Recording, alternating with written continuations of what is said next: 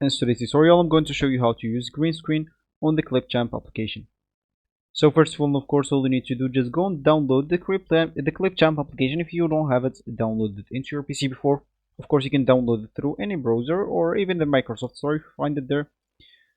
And of course, it will be pretty simple. So you must have been downloaded something in your PC before, so it will be the same. And of course, for Windows 11 users, you will find it's downloaded already per default into your Windows.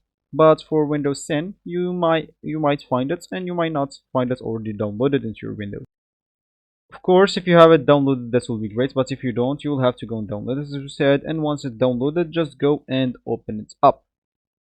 Of course, once it's open, they will actually ask you to log in into your account. So if you have an account, make sure to go and log in into it. But if you don't have an account, just go and create one, then log in into it. And of course, so you'll be able to use the application, which is actually free, but you will not have the full features until you pay. And as you can see, you'll have just the free stocks, free filters and effects. You'll not have a lot of things.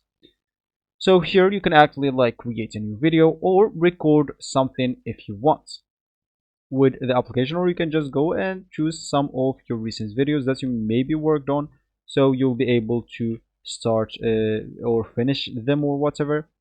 But as we said, we would like to use the green screen on the Clipchamp. So if you would like to use your own personal maybe footage, you can just add your videos or image by clicking on import media once you create a new video, or you can actually record something as we said. So let me just go and open some of my recent video. Which is actually a video stocked here in the application, which is free to use. As you can see, you'll find it here, and here you'll normally find it.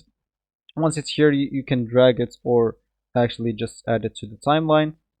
And then once you click on it and click on filters, normally you should find a green screen filter here.